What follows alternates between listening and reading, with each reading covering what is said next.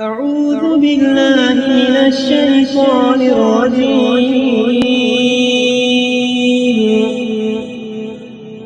بسم الله الرحمن الرحيم.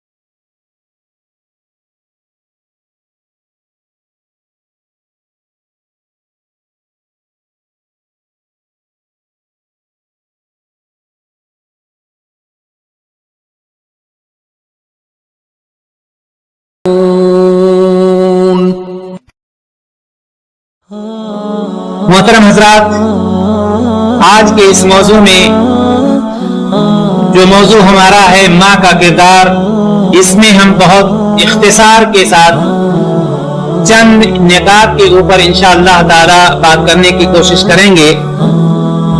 ان میں سے ماں کی ذمہ داری اولاد کی تربیت میں، نمبر 2 تربیت کی اہمیت، نمبر 3 بچے کی تربیت کا آغاز کب سے ہوتا ہے، تربیت ماں کب سے کرے گی، نمبر 4 تربیت کب ممکن ہے، نمبر 5 تربیت کا انداز کیا ہونا چاہیے، اسلوب کیا ہونا چاہیے، ایک عورت کس طرح سے اپنے بچے کی تربیت کرے گی، اور نمبر 6 ماؤں کی قسمیں۔ اے لوگوں جو ایمان لائے ہو، بچاؤ اپنے آپ کو اور اپنے اہل و عیال کو اس آگ سے جس کا ایندھن انسان اور پتھر ہوں گے، جس پر نہایت تند خو اور سخت گیر فرشتے مقرر ہوں گے، جو کبھی اللہ کے حکم کی نافرمانی نہیں کرتے اور جو حکم بھی انہیں دیا جاتا ہے اسے بجا لاتے ہیں۔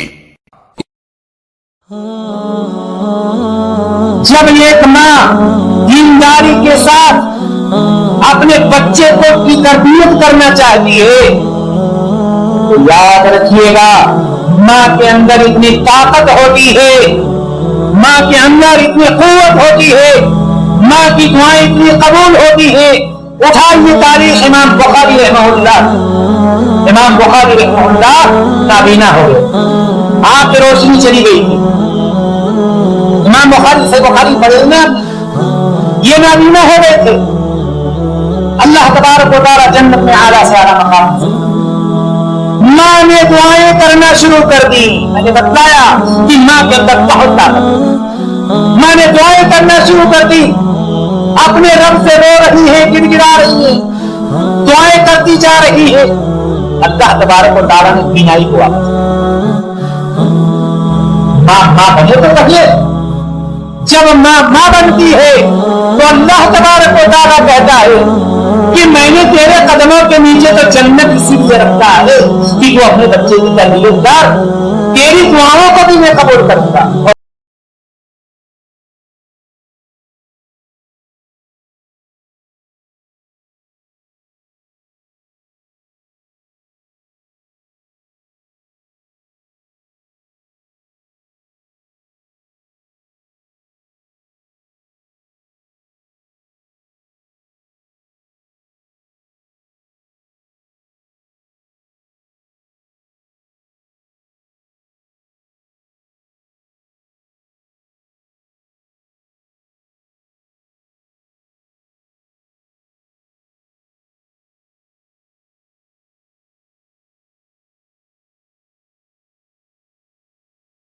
وبرکاتہ۔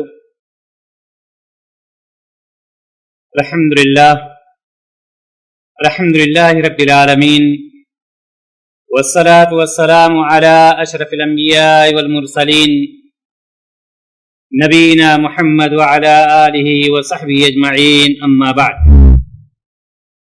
قال اللہ تعالی فی القرآن المجید والفرقان الحمید، اعوذ باللہ من الشیطان الرجیم، بسم اللہ الرحمن الرحیم، هو الذي بعث في الأميين رسولا منهم يتلو عليهم آياته ويزكيهم ويعلمهم الكتاب والحكمة وإن كانوا من قبل لفي ضلال مبين۔ تمام قسم کی حمد و ثنا، تعریف و توصیف اس اللہ رب العزت کے لیے جس نے آج 15 مارچ 2016 بروز منگل بعد نماز عشاء اپنے اس گھر میں قرآن و حدیث کی باتوں کو سننے اور سمجھنے کے لیے ہمیں توفیق عطا فرمائی۔ ہم اللہ تبارک و تعالی سے دعا کرتے ہیں الہ العالمین قرآن و حدیث کی روشنی میں ہمیں آپ حضرات کے سامنے آج ایک اہم موضوع ہے ماں کا کردار، اس موضوع پر کتاب و سنت کی روشنی میں کچھ باتیں آپ کے سامنے پیش کرنے کی، آپ تمام لوگوں کو سننے کی اور ہم سب کو کہنے اور سننے سے زیادہ اس پر عمل کرنے کی توفیق عطا فرمائے، آمین یا رب العالمین۔ محترم حضرات، آج کے اس موضوع میں جو موضوع ہمارا ہے ماں کا کردار، اس میں ہم بہت اختصار کے ساتھ چند نکات کے اوپر انشاءاللہ تعالی بات کرنے کی کوشش کریں گے۔ ان میں سے ماں کی ذمہ داری اولاد کی تربیت میں، نمبر 2 تربیت کی اہمیت، نمبر 3 بچے کی تربیت کا آغاز کب سے ہوتا ہے، تربیت ماں کب سے کرے گی، نمبر 4 تربیت کب ممکن ہے، نمبر 5 تربیت کا انداز کیا ہونا چاہیے، اسلوب کیا ہونا چاہیے، ایک عورت کس طرح سے اپنے بچے کی تربیت کرے گی، اور نمبر 6 ماؤں کی قسمیں کہ کتنے طرح کی مائیں ہوتی ہیں، کون سے وہ بچے ہوتے ہیں جو کامیاب ہوتے ہیں، وہ مائیں کون سی ہوتی ہیں، اور وہ بچے جو ناکام یا ناکارہ یا غلط راستے پر نکل جاتے ہیں وہ کون سی مائیں ہوتی ہیں، آخر وجہ کیا ہوتی ہے کہ بچوں کی تربیت صحیح نہیں ہو پاتی ہے اور بچے بجائے اس کے کہ معاشرہ اور سوسائٹی کو فائدہ پہنچائیں، اپنے گھر والوں کو فائدہ پہنچائیں، ماں باپ کو فائدہ پہنچائیں، وہ ہر ایک کے نزدیک یا ہر ایک کے حق میں نقصان دہ بن جاتے۔ انشاءاللہ تعالی ان نکات پر آج ہم آپ سب کے سامنے کتاب و سنت کی روشنی میں کچھ بات کرنے کی کوشش کریں گے۔ آئیے سب سے پہلے ہم یہ دیکھتے ہیں کہ اللہ تبارک و تعالی نے قرآن مقدس میں ارشاد فرمایا، اور ابھی آپ کے سامنے جو آیت تلاوت کی گئی کہ هو الذی بعث فی الامیین رسولا منہم یتلو علیہم آیاتہ ویزکیہم ویعلمہم الکتاب والحکمہ وان کانوا من قبل لفی ضلال مبین۔ اللہ تبارک و تعالی یہاں پر قرآن مقدس میں ارشاد فرماتا ہے کہ وہی ہے جس نے اللہ تبارک و تعالی کی ذات، وہی ذات ہے جس نے ناخواندہ لوگوں میں انہی میں سے ایک رسول بھیجا، یتلو علیہم آیاتہ، جو ان کے اوپر اللہ تعالی کی آیتوں کی تلاوت کرتا ہے، ویزکیہم، اور ان کا تزکیہ کرتا ہے، ان کو پاک کرتا ہے، وَيُعَلِّمُهُمُ الْكِتَابَ وَالْحِكْمَةَ، اور ان کو کتاب و حکمت کی باتیں سکھاتا ہے، وَإِن كَانُوا مِن قَبْلُ لَفِي ضَلَالٍ مُبِينٍ، اگرچہ وہ اس سے پہلے کھلی گمراہی میں تھے، مکمل گمراہی میں تھے۔ یہ اللہ تبارک و تعالی نے سورۃ الجمعہ کے اندر یہ ارشاد فرمایا، لیکن میرے بھائیو اور دوستو، آپ اس بات سے بخوبی واقف ہیں اور اس بات میں کسی کا کوئی اختلاف نہیں ہے، اور نہ ہی کسی سے یہ بات مخفی ہے کہ اولاد انسان کی آنکھوں کی ٹھنڈک ہے۔ اگر اولاد نہیں ہوتی ہے تو انسان بہت ہی زیادہ پریشان ہوتا ہے۔ اسی طرح سے یہ اولاد اس کی زندگی کے لیے ایک رونق ہوا کرتی ہے، اولاد کے ساتھ زندگی اس کی شیریں بن جاتی ہے، میٹھی زندگی بن جاتی ہے، اور اولاد ہی کے ساتھ گزران میں خوشگواری آ جاتی ہے۔ جب اس شخص کے اندر، اس شخص کے گھر میں اولاد آ جاتی ہے تو وہ شخص رزق کی کوشش میں اور زیادہ کوشش کرنے لگتا ہے تاکہ رزق زیادہ سے زیادہ بڑھ جائے، چونکہ اس کے گھر ایک مہمان آ چکا ہوتا ہے، اور اسی طرح سے پھر بعد میں گزران میں اس کے خوشگواری آ جاتی ہے۔ دینی بھائیوں اور دوستو، اس طرح سے وہ شخص امیدیں لگا کر کے بیٹھتا ہے، اور جب وہ شخص دیکھتا ہے کہ میرے گھر میں اولاد آ گئی ہے، اولاد بڑی ہو گئی، تو وہ سمجھتا ہے کہ اب رزق کے دروازے مختلف طریقے سے کھلیں گے، مختلف طرف سے ہمیں روزی ملے گی، تو اس کو کیا ہوتا ہے کہ اس کے دلوں کو دولت اطمینان حاصل ہو جاتی ہے، یعنی اس کو بالکل سکون اور راحت حاصل ہو جاتی ہے کہ ہمارے 2 بچے ہو گئے، 3 بچے ہو گئے، ادھر سے بھی کمانے والے، ادھر سے بھی کمانے والے۔ جب یہ اولاد گھر میں آ جاتی ہے تو جہاں پر ایک طرف باپ اپنی اولاد سے یہ امید لگا کر کے بیٹھتا ہے کہ وہ اولاد اس کی مدد کرے گی، وہ اولاد جگہ بجگہ اس کے لیے سہارا بنے گی، وہ اولاد جو روزی اس کے گھر میں آ رہی تھی اس میں وہ اضافہ کرے گی، کاروبار میں اضافہ ہوگا، دنیا میں شہرت ہوگی، ایک طرف اس کا باپ یہ ساری امیدیں لگائے ہوئے بیٹھا رہتا ہے، اور دوسری طرف وہ ماں جس نے اس بچے کو 9 ماہ تک اپنے پیٹ میں رکھ کر اس کی پرورش کی ہے، اپنے گوشت پوشت سے اس کی پرورش کی ہے، اپنے خون سے اس کی پرورش کی ہے، وہ بھی ایک آس لگا کر کے بیٹھی رہتی ہے کہ میرا بیٹا، میرا یہ بچہ جوان ہوگا، بڑھاپے کا سہارا بنے گا، کوئی پریشانی آئے گی تو یہ میرا بچہ میرے لیے سہارا بنے گا۔ یہ ماں اور باپ دونوں الگ الگ خواہشات لے کر کے بیٹھے ہوتے ہیں، ان کی بڑی اچھی امیدیں ہوتی ہیں، تمنائیں لے کر بیٹھے رہتے ہیں، لیکن محترم حضرات یہ چیز کب ہو سکتی ہے؟ یہ چیز اس وقت ہوتی ہے جب بچے کی تربیت میں کوئی کمی باقی نہ رہ جائے، جب بچے کی تربیت کتاب و سنت کے مطابق ہو، جب بچے کی تربیت جناب محمد رسول اللہ صلی اللہ علیہ وسلم کے بتائے ہوئے طریقے کے مطابق ہو، جب بچے کی تربیت ویسے ہی ہو جس طرح سے ہمارے اسلاف نے اپنے بچوں کی تربیت کی تھی، تب ایک شخص یہ تمنا کر سکتا ہے یا یہ حوصلہ لے کر کے بیٹھ سکتا ہے۔ اور اسی وجہ سے جب ایک شخص اپنے بچے کی اچھی تربیت کرتا ہے تو صرف ماں باپ ہی اس سے فائدہ نہیں اٹھاتے، بلکہ اس کے گھر والے، اس کے محلے والے، اس کے شہر اور بستی والے، بلکہ پورا ملک اگر بچہ صحیح ہوتا ہے تو سارے کے سارے لوگ اس بچے سے فائدہ اٹھاتے ہیں۔ اور یہی وجہ ہے کہ اللہ رب العزت نے قرآن مقدس میں ایسے ہی لوگوں کے لیے جو لوگ اپنے بچوں کی تربیت میں کوئی کمی نہیں رکھتے، ان کے لیے اللہ تبارک و تعالی ارشاد فرماتا ہے المال والبنون زینت الحیات الدنیا، کہ مال اور اولاد تو دنیا کی ہی زینت ہے، یعنی جب وہی اولاد صحیح ہو جاتی ہے تو اس کے لیے زینت بن جاتی ہے۔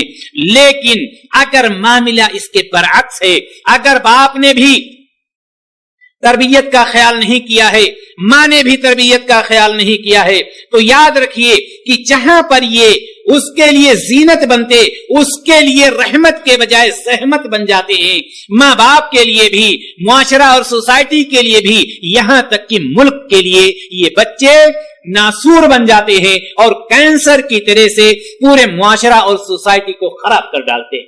محترم حضرات، کہنے کا مطلب یہ ہے کہ یہ ساری چیزیں اس وقت ممکن ہیں جب بچے کی اچھی تربیت کی جائے۔ یہاں پر آج بتلانے کا جو مقصد ہے وہ یہ ہے کہ بچے کا زیادہ ذمہ دار کون ہوتا ہے، کس کے اوپر سب سے زیادہ ذمہ داری ہوتی ہے، آیا باپ کے اوپر یا ماں کے اوپر؟ یہی چیز واضح کرنے کے لیے آج یہ محفل رچائی گئی ہے۔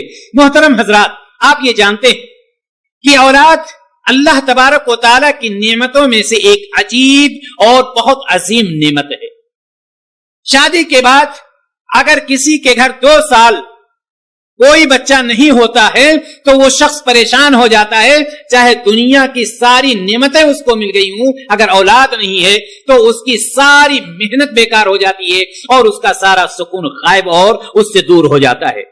اولاد کے تعلق سے اللہ تبارک و تعالیٰ کی جانب سے ہمارے اور آپ کے اوپر جو سب سے بڑا فریضہ عائد ہوتا ہے وہ ہے کیا؟ وہ تربیت اولاد۔ औलाद के ताल्लुक से। ये सबसे बड़ी जिम्मेदारी है कि हम उसकी बेहतरीन तरबियत करें, अच्छी तरबियत हम उसकी करें। औलाद के पास, वालिदैन के पास अल्लाह तबारक व तआला ने औलाद को एक अमानत के तौर पर रख दिया और उसको पूरी आजादी दे दी है। अभी इसकी तफसीर हम इंशाअल्लाह ताला आगे आपको बतलाते हैं। अब अगर कोई शख्स नेक तरबियत करता है, अच्छी तरबियत करता है, बेहतरीन तरबियत करता है, तो उसकी मिसाल ऐसे ही है कि जैसे एक शख्स एक क्यारी बनी हुई है, उस क्यारी में अच्छा पौधा लगाता है। अब अगर अच्छा पौधा लगाया है, फूल के लिए लगाया है, तो खुशबू वाला फूल है तो उसको खुशबू पहुंचाता है। खुशबू वाला पौधा नहीं है तो वो फूल सिर्फ जाहिर रहता है कि फूल लगा हुआ, उससे कोई फायदा नहीं उठा पाता। अगर फल वाला पेड़ पौधा है तो उसको अच्छे फल देता है। फलों में वो फल जो खाने वाला है, अगर हमने उसका एहतमाम किया है तो हम जाहिर सी बात है उससे मुस्तफीद होते रहते हैं। लेकिन अगर सिर्फ जीनत के लिए है, अगर देखने के लिए है, तो ऐसे भी पौधे आते हैं जो खूबसूरती के लिए लगा दिए जाते हैं। तो उसकी मिसाल ऐसे ही है कि औलाद तो है आपकी, लेकिन आप उससे कोई फायदा नहीं उठा सकते। लोग ये कहेंगे कि अब्दुल्ला फलां का बेटा है, अब्दुर्रहमान फलां का बेटा है, लेकिन फलां ना अब्दुल्ला से फायदा उठा रहा है ना अब्दुर्रहमान से फायदा उठा रहा है। बिल्कुल वैसे ही जैसे आपने अपनी कियारी में एक ऐसा पौधा लगाया जिसके फल के खाने का आपने इंतजाम नहीं किया था, बल्कि जीनत के लिए, तो अल्लाह तबारक व तआला ने जीनत के लिए दे दिया और आप उससे फायदा नहीं उठा रहे हैं। मोहतरम हजरात, आइए हम ये जानने की कोशिश करते हैं, जैसा कि हमने पहले बतलाया कि आज का मौजू है मां का किरदार बच्चों की तरबियत में। आइए हम देखते हैं कि मां की जिम्मेदारी क्या होती है। क्या है मां की जिम्मेदारी? अल्लाह तबारक व तआला कुरान मुक़द्दस में सूरह तहरीम में इरशाद फरमाता है, या अय्युहल्लज़ीना आमनू क़ू अंफुसकुम व अहलीकुम नारा वक़ूदुहा अन्नास वल हिजारा अलैहा मलाइकतुन ग़िलादुन शिदाद ला यअसून अल्लाह मा अमरहुम व यफ़अलून मा युअमरून। अल्लाह तबारक व तआला ने सराहत के साथ मोमिनों को खिताब किया, या अय्युहल्लज़ीना आमनू, ऐ वो लोगो जो ईमान लाए हो, ऐ वो लोगो जो अल्लाह पर, रसूल पर, फरिश्तों पर, आखिरत पर ईमान रखते हो, क़ू अंफुसकुम, सबसे पहले अल्लाह तबारक व तआला ने हुक्म दिया कि अपने आप को आग से बचाओ, वो अहलीकुम, और अपने अहलो अयाल को भी आग से बचाओ। कौन सी है आग? कौन सी आग की, किस आग की बात हो रही है? क्या वो आग जिस पर हम पानी डालते हैं बुझ जाती है? क्या वो आग जिससे बच्चे लेकर के खेल खेला करते हैं? क्या वो आग कि जो जल करके खुद बुझ जाती है? नहीं, बल्कि अल्लाह तबारक व तआला ने फरमाया वक़ूदुहा अन्नास वल हिजारा, वो ऐसी आग होगी जिसको भड़काने के लिए अल्लाह तबारक व तआला ने इंसानों को तैयार किया, जिसमें तेजी लाने के लिए अल्लाह तबारक व तआला ने इंसानों और पत्थर को तैयार किया है। यानी हमारे और आपके, अगर हम इस लायक हैं कि जन्नत में ना पहुंच सके, अल्लाह तबारक व तआला सबको महफूज रखे जहन्नम से, तो अगर हम जन्नत में न गए तो हमारे जिस्मों से उस आग को भड़काया जाएगा, उसमें तेजी लाई जाएगी, उसमें शोला पैदा किया जाएगा। और अल्लाह तबारक व तआला ने वहां पर ऐसे फरिश्तों को जो सख्त दिल हैं, अलैहा मलाइकतुन ग़िलादुन शिदाद, बहुत सख्त दिल हैं, लेकिन ला यासून अल्लाह मा अमरहुम, अल्लाह तबारक व तआला की नाफरमानी वो नहीं करते। व यफ़अलून मा युअमरून, जो कुछ अल्लाह तबारक व तआला हुक्म देता है उसके हुक्म की तामील करते। तो यहां पर अल्लाह तबारक व तआला ने किनको खिताब किया? मोमिनों को खिताब किया।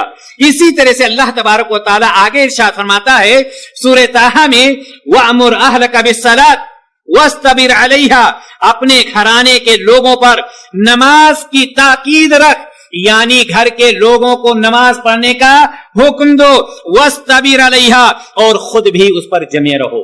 ये नहीं कि नमाज पढ़ने का, इसकी आवाज जरा सा बढ़ा दे, ये नहीं कि हम खुद तो उनको नमाज पढ़ने का हुक्म दे लेकिन खुद अपना सोए रहें, अपना दूर रहें।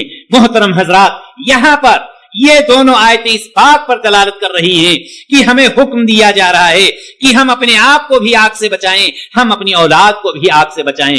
اور آگے چلیں، نبی کریم جناب محمد رسول اللہ صلی اللہ علیہ وسلم ارشاد فرماتے ہیں المرأۃ راعیۃ فی بیت زوجها ومسئولۃ عن رعیتها۔ یہ اصل چیز یہاں پر آ رہی۔ اللہ کے رسول صلی اللہ علیہ وسلم نے فرمایا عورت اپنے شوہر کے گھر کی اور اس کے اولاد کی ذمہ دار ہے، نگراں ہے، نگہبانی اس کے اوپر ضروری ہے۔ یہ اللہ تبارک و تعالیٰ نے یہ اللہ کے رسول صلی اللہ علیہ وسلم نے فرمایا ہے المرأۃ راعیۃ فی بیت زوجها، عورت جو ہوتی ہے اپنے شوہر کے گھر کی ذمہ دار ہے اور اس کی اولاد کی ذمہ دار ہے، اور ساتھ ہی ساتھ وَمَسْئُولَةٌ عَنْ رَعِيَّتِهَا، یہ نہیں کہ ذمہ دار ہے بس، نہیں، یہاں پر یہ بتلایا جا رہا ہے اللہ تبارک و تعالی اس مسئولیت کے بارے میں اس سے سوال کرے گا۔ یہ ذمہ داری جو عائد کی گئی ہے اس کے بارے میں اللہ تبارک و تعالی اس سے سوال کرے گا۔ مطلب کیا ہے؟ مطلب یہ ہے کہ وہ اولاد کی اصلاح، کون؟ عورت، ماں، اولاد کے اصلاح کی ذمہ داری، اس کی صحیح تربیت کی ذمہ داری کس کے اوپر ہے؟ ماں کے اوپر ہے۔ معلوم یہ ہوا کہ اگر کوئی ماں بچے کی اچھی تربیت نہیں کرتی ہے، اگر اس کی نگرانی نہیں کرتی ہے، نگہبانی نہیں کرتی ہے، قیامت کے دن اللہ تبارک و تعالی اس سے اس بچے کے بارے میں سوال کرے گا۔ گویا کہ ایک عورت جو ہوتی ہے اپنے گھر کی ملکہ ہوتی ہے، ایک عورت اپنے گھر کی ملکہ ہوا کرتی ہے۔ کیسے؟ بالکل ایسے ہی جیسے ایک بادشاہ ہوتا ہے۔ ایک بادشاہ اپنی سلطنت میں کیسے ہوتا ہے؟ ساری چیزوں کا وہ ذمہ دار ہوتا ہے، بالکل اس بادشاہ کی طرح سے جس طرح سے ایک بادشاہ اپنی سلطنت میں ساری چیزوں کا ذمہ دار ہے، ایک عورت اپنے گھر میں ملکہ بنی ہوئی ہے۔ اس کا شوہر باہر ہے، گھر میں کوئی آ رہا ہے، کوئی جا رہا ہے، بچے کبھی کھیل رہے ہیں، کبھی پڑھ رہے ہیں، کبھی کچھ مانگ رہے ہیں، یہ ساری چیزیں کون پورا کر رہا ہے؟ یہ ساری چیزیں پورے کرنے والی ذات کون ہے؟ ماں کی ذات ہے۔ اس لیے یہ عورت گھر کی ملکہ ہے۔ ملکہ کا مطلب یہ نہیں ہے کہ وہ بیٹھی رہی، نہیں، بلکہ وہ ذمہ دار ہے۔ اگر ایک دن کا گھر سے باہر جاتا ہے تو ذمہ دار ہے، کوئی آتا جاتا ہے تو ذمہ دار ہے، مہمان آتے ہیں تو ذمہ دار ہے۔ اس لیے یہ عورت گھر کی پوری ذمہ دار ہو جاتی ہے، اور یہ ذمہ داری شریعت اسلامیہ نے اس پر عائد کر دی ہے۔ دینی بھائی اور دوستو، اب آئیے ہم یہ دیکھتے ہیں بچے کی تربیت کا آغاز کہاں سے شروع ہوتی ہے، کہ بچے کی تربیت ہم کہاں سے شروع کریں۔ عام طور پر لوگ یہ کہتے ہیں کہ بچے کی تربیت جب بچہ 6 سال کا ہو جائے گا، 7 سال کا ہو جائے گا، تب ہم اس کی تربیت کریں گے۔ کیا یہی صحیح ہے؟ میرے بھائی اور دوستو یاد رکھیں، بچے کی تربیت کی ذمہ داری زیادہ تر آپ جانتے ہیں کہ ماں پر عائد ہوتی ہے، کیونکہ باپ صبح گھر سے باہر نکل جاتا ہے، پورا دن باپ باہر رہتا ہے، رات کو آیا تھکا ہوا، ہارا ہوا، کھانا کھایا، سو گیا۔ بچے اسکول گئے تو ماں کی طرف سے گئے، اسکول سے واپس آئے تو ماں ہی کے پاس آئے، پورا ٹائم پھر بچوں کے پاس رہتی ہے ماں۔ اور اس سے ہٹ کر ماں جو ہوتی ہے، یہ بچہ اس کے گوشت پوشت کا ایک حصہ ہوتا ہے، چونکہ 9 ماہ اس کے پیٹ میں یہ بچہ پرورش پاتا ہے، اس کے جسم کے اندر یہ پرورش لگاتار 9 مہینے تک پاتا رہتا ہے، جس کی وجہ سے ایک دیندار عورت جو ہوتی ہے، ایک اچھی عورت جو ہوتی ہے، اپنے بچے کی تربیت کا آغاز کب سے کر دیتی ہے؟ ایک دیندار عورت کو یہ پتا ہے کہ بیٹے کو میرے ہی پاس اکثر وقت گزارنا ہے، میرا جو گود ہے یہی اس کا پہلا مدرسہ اور اسکول ہے۔ لہذا یہ دیندار ماں جو ہوتی ہے، جو کتاب و سنت پر پابند ہوتی ہے، یہ ماں جب دلہن بنتی ہے، یہ لڑکی جب دلہن بنتی ہے تو دلہن بننے کے بعد اس کو یہ پتا ہوتا ہے کہ اللہ تبارک و تعالیٰ سے ہمیں مزید رشتے کو مضبوط کرنا چاہیے، اور اپنے رب سے شادی ہونے کے بعد حمل ٹھہرنے سے پہلے ہی وہ دعائیں کرنے لگتی ہے. کیا دعائیں کرتی ہے؟ رب حبلی من لدنک ذریۃ طیبۃ انک سمیع الدعاء.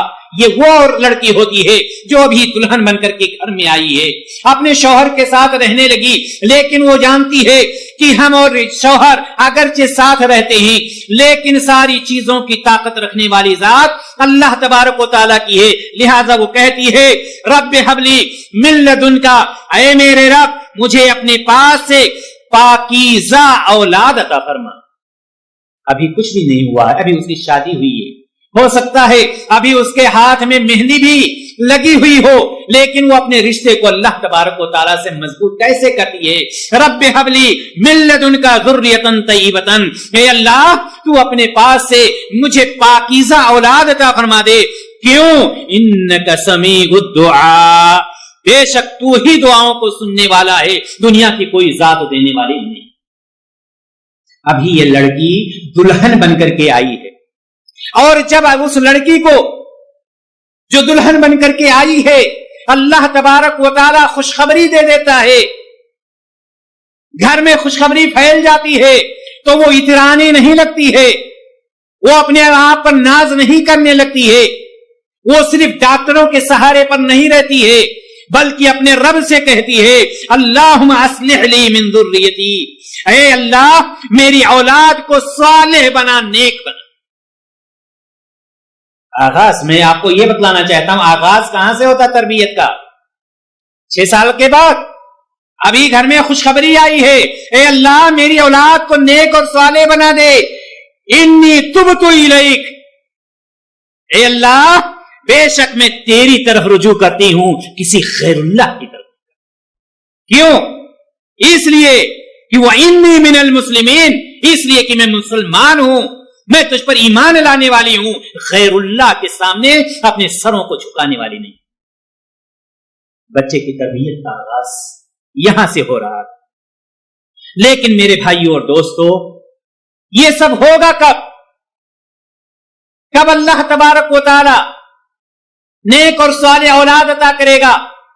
ایک وہ ماں, ایک وہ لڑکی جو بہت ساری کتابیں اور ناولیں پڑھتی ہے اور فلمیں دیکھتی ہے, اور اس کو یہ نالج ملتی ہے کہ اگر ہم فلاں چیز کھائیں گے تو بیٹا گورا ہوگا, دودھ کھائیں گے سیب کھائیں گے, دودھ پیئیں گے سیب کھائیں گے, زعفران کھائیں گے. یہ ساری چیزیں کھانے سے اس کو ناولوں میں یہ ملتا ہے, کتابوں میں ملتا ہے, ڈاکٹروں کے پاس ملتا ہے, اور اس پر وہ عمل کرتی ہے, اس پر وہ لڑکی عمل کرتی ہے.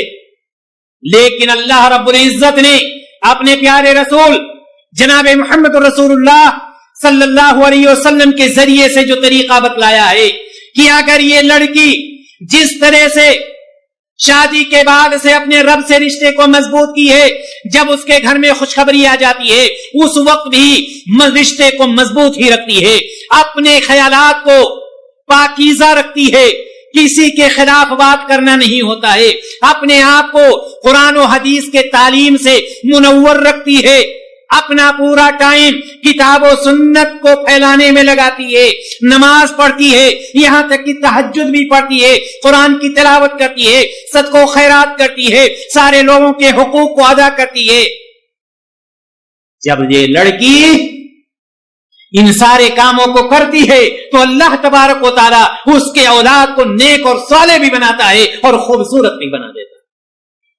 زعفران کھانے سے اولاد نیک اور صالح نہیں ہو جائے گی, لیکن یہی لڑکی اس کے برعکس جب اس کو حمل ٹھہر جاتا ہے تو بجائے نماز پڑھنے کے وہ بیٹھ کر کے ڈش پہ لگی رہتی ہے, قرآن کی تلاوت کرنے کے بجائے گانے سننے لگتی ہے, ذکر و اذکار کے بجائے دوسروں کی غیبت اور چغلخوری کرنے لگتی ہے, لوگوں کو صحیح رہنمائی کرنے کے بجائے جھوٹ بولنے پر آمادہ ہو جاتی ہے, اللہ تعالیٰ کا شکریہ ادا کرنے کے بجائے اپنے آپ پر ناز اور نخرے کرنے لگتی ہے, تو اللہ تبارک و تعالیٰ معاملے کو الٹ دیتا ہے. میرے بھائی اور دوست, کہنے کا مطلب یہ ہے کہ جس طرح سے ہمیں اور آپ کو یہ اعتماد ہوتا ہے کہ دوا کھانے سے شفا یابی مل جاتی ہے، اللہ تعالیٰ شفا کرتا ہے، اسی طرح سے ایک لڑکی کو یہ ضروری ہے کہ وہ اس طرح سے اپنے بچوں کی تربیت پہلے سے شروع کرے۔ اللہ تبارک و تعالیٰ جب تک نہیں چاہے گا وہ کامیاب نہیں ہو سکتی۔ اور آگے ہم بڑھتے ہیں، ماں کی ذمہ داری کی بات ہو رہی ہے، ماں کا کردار کیا ہوتا ہے؟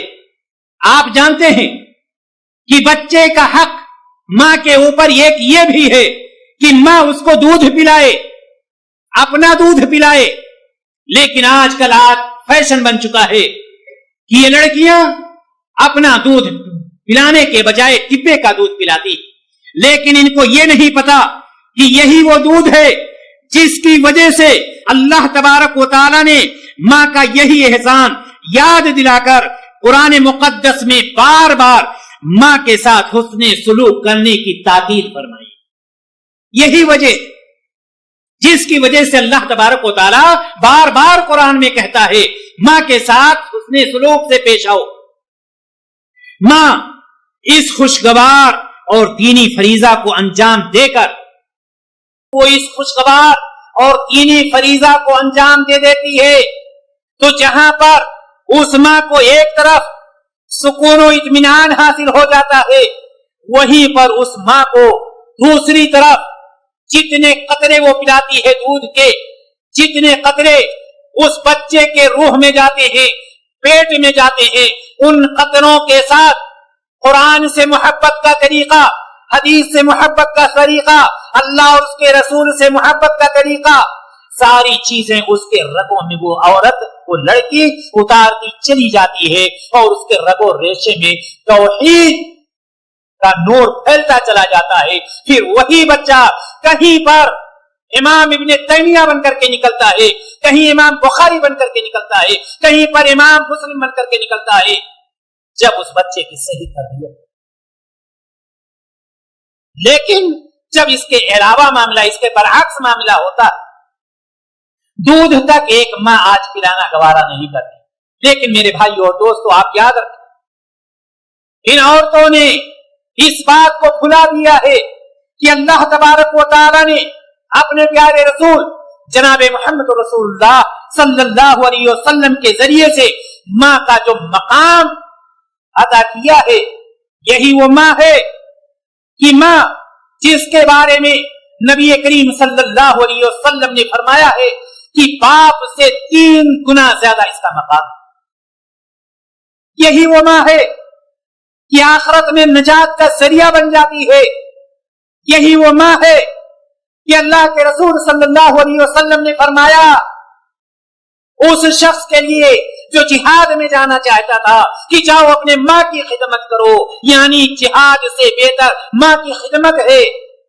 یہی وہ ماں ہے جس کے بارے میں شریعت نے بتلایا کہ ماں کے قدموں کے نیچے جنت۔ یہ مقام کیوں حاصل ہوا؟ یہ مقام کیوں حاصل ہوا؟ شریعت نے یہ مقام کیوں دیا ہے؟ یہی اہم ذمہ داری کو نبھانے کی وجہ سے جو ذمہ داری ہے اولاد کی تربیت، اور آج وہ دودھ ہی نہیں پلانا چاہتی، وہ چاہتی ہے کہ ہم دودھ پلائیں گے تو ہمارا نقصان ہوگا، جبکہ اللہ تبارک و تعالی قرآن مقدس کے اندر ارشاد فرماتا ہے وَوَصَّيْنَا الْإِنسَانَ بِوَالِدَيْهِ إِحْسَانًا، اور ہم نے انسان کو اپنے ماں باپ کے ساتھ حسن سلوک کرنے کا حکم دیا ہے۔ حکم دیا ہے، حکم کا مطلب جانتے ہیں؟ حکم کا مطلب یہ ہے کہ یہ چیز ضروری ہے۔ وَوَصَّيْنَا الْإِنسَانَ بِوَالِدَيْهِ إِحْسَانًا، ہم نے انسان کو اپنے ماں باپ کے ساتھ احسان کرنے، یہ کیا کرنے کے لیے کہتے ہیں؟ حسن سلوک کرنے کا حکم دیا ہے۔ کیوں؟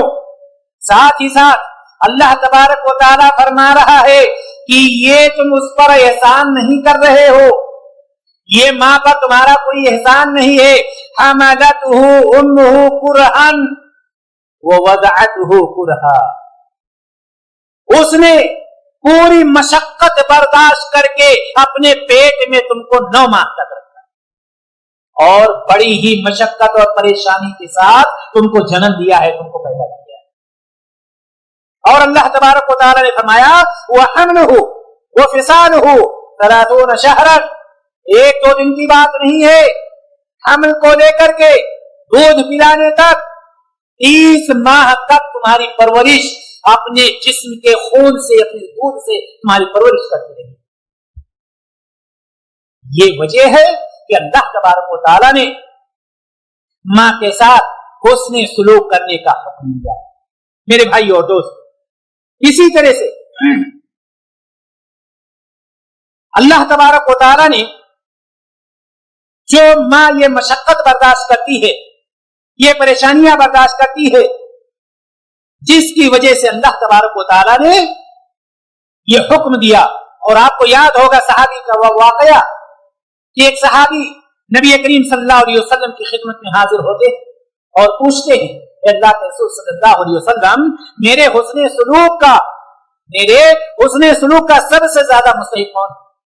नबी करीम सल्लल्लाहु अलैहि वसल्लम ने फरमाया, तुम्हारी मां। सहाबी दोबारा पूछते हैं, कौन है? आप फरमाते हैं, तुम्हारी मां। तीसरी बार इसी सवाल को दोहराते हैं, कहते हैं तुम्हारी मां। चौथी बार कहते हैं तुम्हारा बाप। आखिर वजह क्या है? मां को जो ये मकाम हासिल हुआ है, इसी वजह से हासिल हुआ है। लिहाजा मां को भी ये ख्याल रखना चाहिए कि बहुत बड़ी जिम्मेदारी है जिसकी वजह से ये मकाम हमें मिला हुआ। अब आइए, ये तो तरबियत का आगाज था। जो लोग ये समझते हैं कि बच्चा जब 4 साल का 5 साल का हो जाए तब हम तरबियत करेंगे, ये गलत है। तरबियत का आगाज शुरू ही से हो जानी चाहिए। चलिए, तरबियत का आगाज आप समझ गए। तरबियत का अंदाज क्या होना चाहिए, उसलूब क्या होना चाहिए, तरीका क्या होना चाहिए, कैसे एक मां अपने बच्चे की तरबियत करेगी।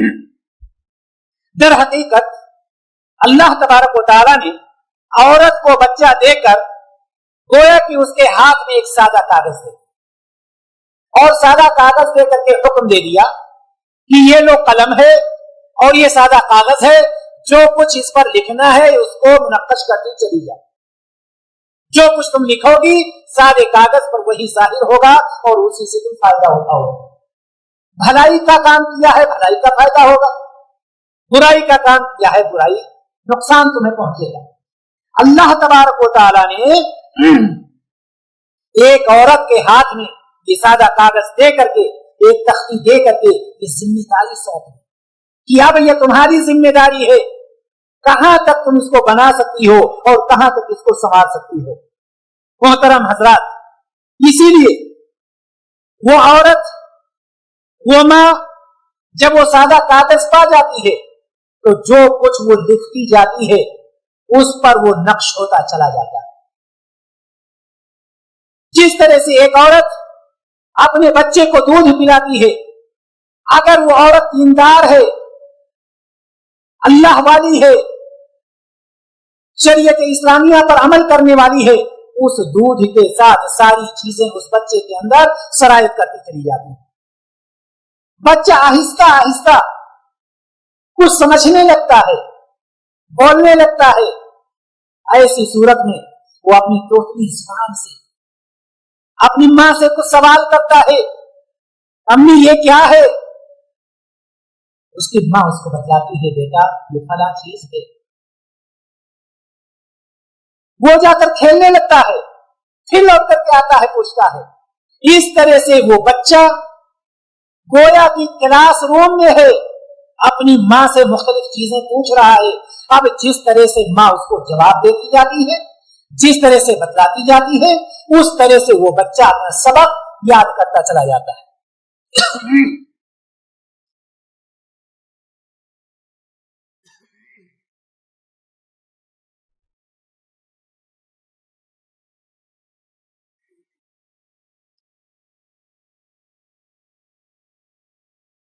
फिर वो बच्चा जब नमाज की उम्र को पहुंच जाता है तो जो दीनदार मां होती है उसको अभी नमाज की उम्र को भी नहीं पहुंचा है, लेकिन उसको थोड़ी थोड़ी उस पर उसकी तरफ बुलाने लगती है। बच्चे को कुछ पता नहीं चलता, जो कुछ बच्चा देखता है अपनी मां को करते हुए, मुसल्ले पर बैठी है ये भी जाकर मुसल्ले पर बैठ जाता है, وہ سجدہ کر رہی، یہ بھی سجدہ کر رہا، اس کے آگے سے سجدہ کرنے لگتا ہے۔ ماں کا گود بچے کا پہلا اسکول ہے، جو کچھ وہ دیکھتی ہے اس کے مطابق وہ عمل کر رہا ہوتا ہے۔ لہذا ماں کو سوچ سمجھ کر کے اس وقت اگر میاں بیوی میں بات بھی کرنی ہے تو بہت سوچ سمجھ کر کے کرنی ہے، کسی کے بارے میں کوئی بات کرنی ہے سوچ سمجھ کر کے کرنی ہے۔ کیوں؟ اس لیے کہ اس کا بچہ ساری چیزوں کو اپنے ذہن و دماغ میں بٹھاتا ہوا چلا جاتا ہے۔ محترم حضرات، آئیے اب ہم یہ آپ کو بتانے کی کوشش کرتے ہیں۔ یہ تو بچے کے تربیت کا اسلوب اور انداز ہونا چاہیے کہ ماں ہمیشہ اس بات کی محتاط رہے کہ کہیں ایسا نہ ہو اس کے بچے کے ذہن میں کوئی غلط بات چلی جائے۔ تربیت کے اسلامی اصول کچھ ہوتے ہیں، اللہ شریعت اسلامیہ نے تربیت کے کچھ اصول قرار دیے ہیں۔ یہ دیندار ماں اس کو 3 حصوں میں تقسیم کر سکتی ہے۔ ایک دیندار ماں ان اصولوں کو 3 حصوں میں تقسیم کر سکتی ہے۔ پیدائش سے لے کر 6 سال تک، 7 سال سے لے کر کے بلوغت تک، اور بلوغت سے لے کر ایک دیندار ماں اگر ہوتی ہے تو وہ کیا کرتی ہے؟ پہلا دور جو ہوتا ہے اس بچے کا پیدائش سے لے کر 7 سال تک، اس دور میں بچوں کے ساتھ بہت ہی شفقت سے پیش آنا چاہیے، بچوں کا خیال رکھنا چاہیے، اور جب شفقت کے ساتھ اس کے ساتھ وہ عورت پیش آتی ہے، اگر کسی چیز کو وہ بچہ پوچھتا ہے اس کو سمجھاتی ہے، اس کو ڈانٹ ڈپٹ نہیں کرتی ہے، چونکہ ابھی بچہ چھوٹا ہے، بچہ بالکل چھوٹا ہے، لہذا اس عمر میں بچے کے ذہن کے حساب سے اس کو ہمیں تعلیم دینی۔ جب اس کی عمر 7 سال کی پہنچ جاتی ہے، 7 سال پہنچنے کے بعد یہ دوسرا مرحلہ اس کا شروع ہو جاتا ہے۔ دوسرا مرحلہ جب اس کا شروع ہوتا ہے تو ایسی صورت میں وہ بچہ کچھ تمیز کرنے کے لائق ہو جاتا ہے، کچھ سمجھنے کے لائق ہو جاتا ہے، لہذا 7 سال سے پہلے والی بات اس بچے سے نہیں ہونی چاہیے، بلکہ اس بچے سے ایسی باتیں ہونی چاہیے چونکہ اب وہ سمجھ رہا ہے صحیح کیا ہے، غلط کیا ہے، حلال کیا ہے، حرام کیا ہے، اسلام کیا ہے، کفر کیا ہے، شرک کیا ہے، بدعت کیا، ساری چیزیں وہ سمجھنے کے لائق ہو گئے۔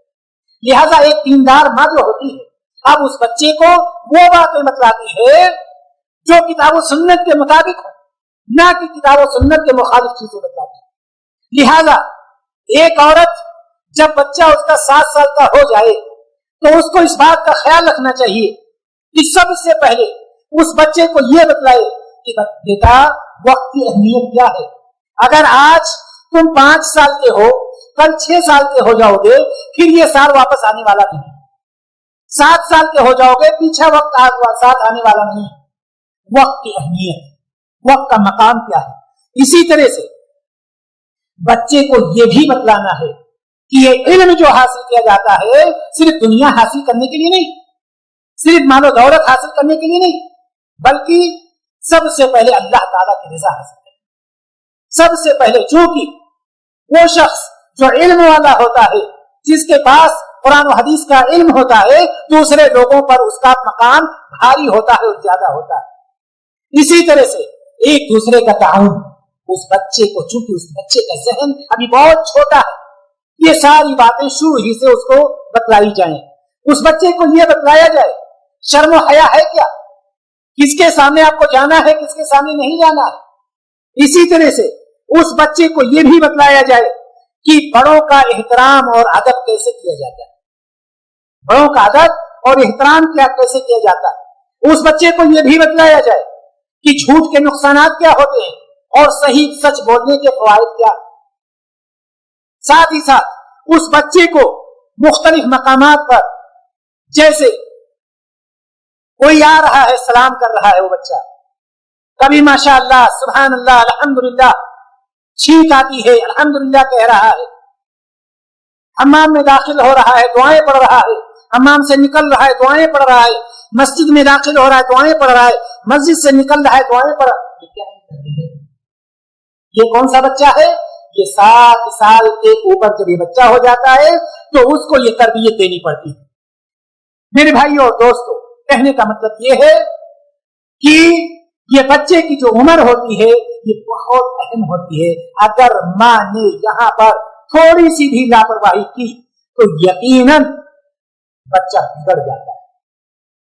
اب وہ مائیں، یہ تو جو دیندار ماں ہوتی ہے، اس طرح سے اپنے بچے کی تربیت وہ کرتی ہے، لیکن وہ ماں جو دوسری ماں ہوتی ہے، جس کو ہم اور آپ کہتے ہیں جدید تعلیم یافتہ ملازم مائیں، جدید تعلیم یافتہ ملازم مائیں جو نوکری کے چکر میں چلتی رہتی ہیں۔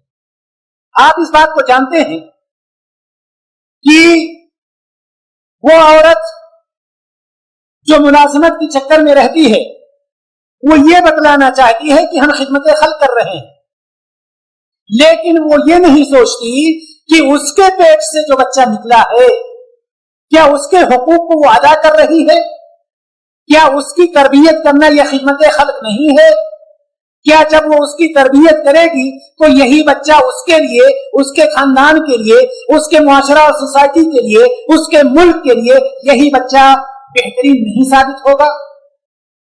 میرے بھائیو اور دوستو، یہ مائیں اکثر اس بات کو سوچتی رہتی ہیں کہ ہم خدمت خلق کرتے ہیں اور اس کا بہانہ کر کے اپنے بچوں کو ایک دم بے پرواہ چھوڑ دیتی ہیں، ان کی تربیت نہیں ہو پاتی ہے۔ آپ دیکھیں ایسی ماؤں کے بچے اسکول جاتے ہیں، اگر جاتے ہیں اور واپس جب آتے ہیں تو دروازے پر کھڑے ہو کر کے انتظار کرتے رہتے ہیں۔ اگر ان کے پاس چابی ہے، گھر میں گئے، چاہے وہ اچھا کریں برا کریں، یا ماں نے ٹی وی لگا دیا ہے، آ کر کے وہ ڈش دیکھ رہا ہے، بچے کی تربیت کیسے ہو؟ اور اس کے بارے میں ایک واقعہ بہت مشہور ہے کہ ایک بچے نے ایک بھینس کو ذرا غور سے دیکھا۔ ایسی ماؤں کے بچے جو ملازمت کرتے ہیں اور بچے کو بے پرواہ چھوڑتے ہیں۔ ایک بچہ ایک بھینس کو بہت غور سے دیکھ رہا تھا، تو اس نے دیکھا کہ بھینس کے آنکھوں میں آنسو ہے۔ بچہ تھا، بھینس کے قریب میں جاتا ہے اور اس بھینس سے کہتا ہے، بھینس تم کیوں رو رہی ہو؟ کیا تمہاری ماں بھی ملازمت کرتی ہے؟ تو کیا بچہ بتلانا چاہتا ہے؟ یعنی میں غمزدہ اس لیے ہوں چونکہ میری ماں ملازمت کر رہی ہے، وہ شام کو جب آئے گی تب میں اس کے چہرے کو دیکھوں گا، ہو سکتا ہے اس وقت تک میں سو چکا ہوں۔ میرے بھائیو دوستو، یہ کون سی مائیں ہوتی ہیں؟ یہ وہ مائیں ہوتی ہیں جو ملازمت کرتی ہیں۔ لیکن ایک تیسری ماں جو اس سے بھی گئی گزری ہوتی ہے، اور یاد رکھیے گا ایسی مائیں جو ملازمت کر کے گھر میں پیسے تو لے آتی ہیں، اور باپ جو بہت خوش ہوتا ہے کہ میں بھی نوکری کر رہا ہوں، میری بیوی بھی نوکری کر رہی ہے، یہ دونوں مل کر کے بڑی بڑی حویلیاں تو بنا سکتے ہیں، اچھی سے اچھی گاڑیاں خرید سکتے ہیں، اپنا نام مالداروں میں شمار کر سکتے ہیں، لیکن یہ لوگ اچھے بچوں کی تربیت لوگوں کے سامنے نہیں دے سکتے۔ ایسے ہی بچے جب روڈ پر جا کر کے برائیاں کرتے ہیں، اپنے زمانے کے سب سے بدنام بن جاتے ہیں، لوگوں کے ساتھ ظلم و زیادتی کرتے ہیں، ایسی صورت میں آپ یہ بتلائیے اس کی ذمہ دار وہ ماں ہوتی ہے یا وہ بچہ ہوتا ہے جو بغیر کسی سرپرست کے روڈوں پر ٹہلاتا اپنے گھر کے سامنے؟ کون سی جگہ؟ ظاہر سی بات ہے میرے بھائیوں دوستو، میں اس کی مخالفت نہیں کرتا ملازمت، لیکن میں یہ کہنا چاہتا ہوں کہ سب سے پہلے ہم اپنے دل کو قرآن و حدیث سے منور کریں، اپنے بچوں کو صحیح تربیت دیں، خدمت خلق دیں، یہ سب سے پہلی ہماری ذمہ داری۔ یہ دوسری ماں ہے جو ملازمت والی۔ تیسری ماں کو سن لیجیے آپ، یہ تیسری ماں وہ ماں ہوتی ہے جو ان پڑھ، گنوار، اجٹ۔ اس کا رول کیا ہوتا ہے جانتے ہیں؟ اس ماں کا رول یہ ہوتا ہے कि अल्लाह तबारक व तआला ने इसको जो औलाद दे दी उसकी कोई कदर और कीमत इसके पास नहीं होती है। उस औलाद को सिर्फ एक खिलौना समझती है, एक खिलौना समझती है। सो रहा है, जाग रहा है, चलने के लायक हो गया, बोलने के लायक हो गया। एक दीनदार माँ जब बच्चा बोलना शुरू करता है तो अल्लाह कहलाती है, सुभान अल्लाह कहलाती है, अल्हम्दुलिल्लाह कहलाती है, कलमा सिखाती है। लेकिन ये अनपढ़ गंवार और उच्चत माँ ये अपने बच्चों को गालियां सिखाती है। और जब बच्चा गाली देने लगता है तो ये हंसती है, बाप को गालियां दिलवाती है, बहनों को गालियां दिलवाती है और बड़े फख्र से फोन में दूसरे को बतलाती है वो तो ऐसी ऐसी गाली दे रहा है। कौन सी माँ होती है? याद रखिए, ऐसी माएं पाई जाए। और आप अपने घरों में गौर कीजिए, हैं ऐसी माएं। ये बच्चा जब स्कूल जाने के लायक हो जाता है, क्योंकि वो गंवार होती है, उसको पता ही नहीं होता है, स्कूल की तैयारी वो नहीं करा पाती, स्कूल कैसे जाना है उसको नहीं पता है। अगर बस्ता या बैग दे दिया, चला गया तो चला गया, पढ़ता है नहीं पढ़ता उससे कोई ताल्लुक नहीं। उसको अल्लाह ताला ने औलाद दे दिया, उसके लिए वही काफी है। यही बच्चा जब बाहर जाता है, लड़ाई झगड़े करके आता है, घर में पहुंचता है, कहता है मैं फलां को मार के आया हूं, वो माँ खुश होती है, ये नहीं कहती तुमने लड़ाई क्यों किया। वो बच्चा कोई चीज चोरी करके लाता है, ये माँ नहीं पूछती, बल्कि उसके पीठ को थपथपाती है। ये बच्चा कैसा बनेगा? ये वो माँ है जो अनपढ़ माँ होती है, कुमार माँ होती है। कुछ बच्चों की तरबियत यकीनन माँ की जिम्मेदारी है, यकीनन माँ की जिम्मेदारी है मेरे भाई और दोस्तों। लिहाजा याद रखें, और हम और आप अपने असलाफ को जब देखेंगे तो ऐसा नहीं है, बहुत सारी माएं ये कह देती हैं मेरे शौहर का इंतकाल हो गया है, मेरी बच्चों की तरबियत कौन करेगा। इमाम शाफी रहमहुल्लाह को कौन नहीं जानता? इमाम शाफी रहमहुल्लाह यतीम थे, किसने उनकी तरबियत की? कौन है तरबियत करने वाला उनका? उनकी तरबियत किसने की? उनकी मां ने, बाप नहीं थी। और माएं जब अपने बच्चों की जब तरबियत करना चाहती हैं तो याद रखिएगा, वही माएं जब अपने बच्चों की तरबियत करती हैं तो कोई जुबैर बिन अव्वाम बन जाता है, क्योंकि मां अपने पूरे अखलाक को उस बच्चे के अंदर पिरो देती है, तब जुबैर बिन अव्वाम बनता है। और जब नाम आता है तो हम और आप रज़ी अल्लाह तआला अन्हु। ये मां का कमाल, बाप उसके साथ ज्यादा देर नहीं रहता। इसी तरह से आप देख लें सैयदना अली बिन अबी तालिब रज़ी अल्लाह तआला अन्हु, किसने उनकी तरबियत की? उनकी मां फातिमा बिन्त असद, उन्होंने उनकी तरबियत की थी। बनु उमैया के दो अजीम सपूत जिनको तारीख ने महफूज रखा है, अब्दुल मलिक बिन मरवान को कौन नहीं जानता मेरे भाई और दोस्त। अब्दुल मलिक बिन मरवान जिनकी तरबियत आयशा बिन्त मुगीरा ने की, आज तक तारीख ने अपने अंदर इस नाम को महफूज कर रखा है। उमर बिन अब्दुल अजीज को ले लीजिए, कौन नहीं जानता, उनकी मां ने तरबियत की थी। और मां गाने नहीं, कुरान की तिलावत, झूठ नहीं सच।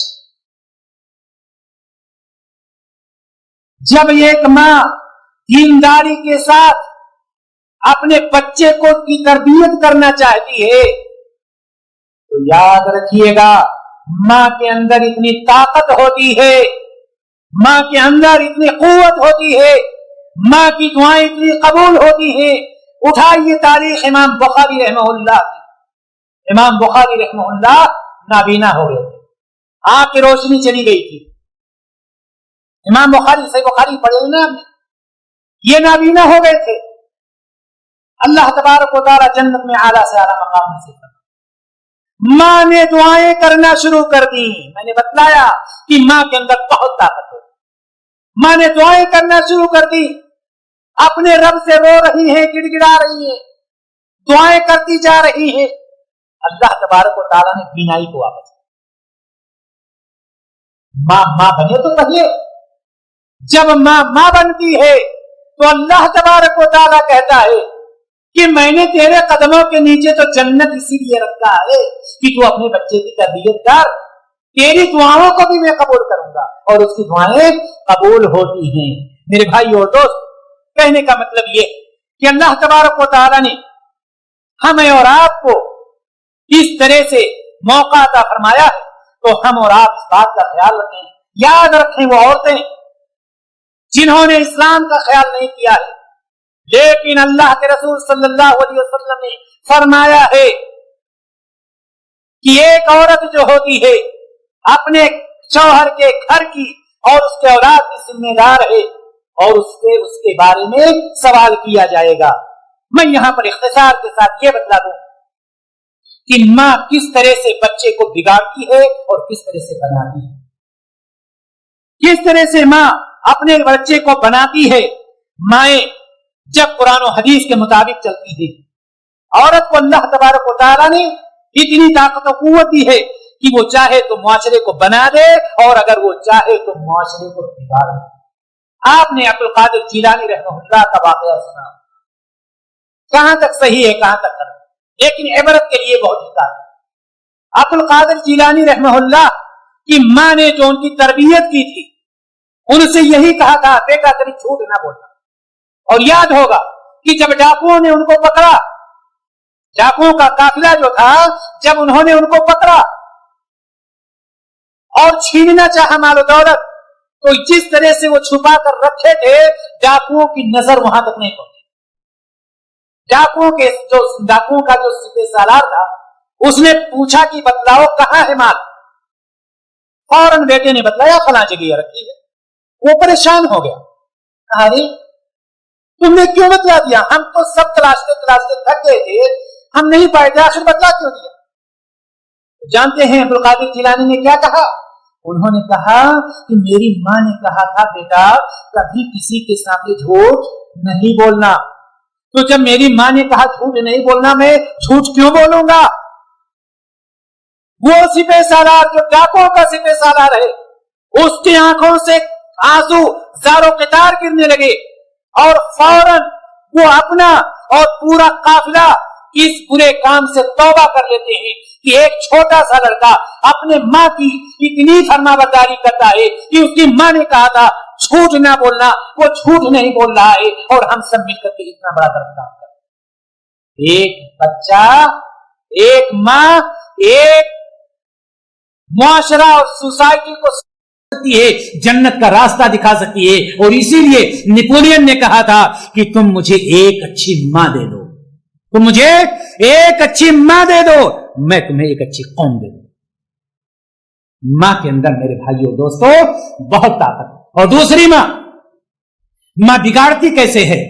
ماں بگاڑتی ایسے کہ جب بچہ غلط کام کرتا ہے تو اس کے پیٹھ کو تھپ تھپاتی ہے، بچہ اسکول نہیں جاتا ہے نظر انداز کر دیتی ہے، بچہ کوئی چیز گھر میں چوری کر کے لاتا ہے اس کی حوصلہ افزائی کرتی ہے، بچہ باہر لڑائی کر کے آتا ہے اس کی حوصلہ افزائی کرتی ہے۔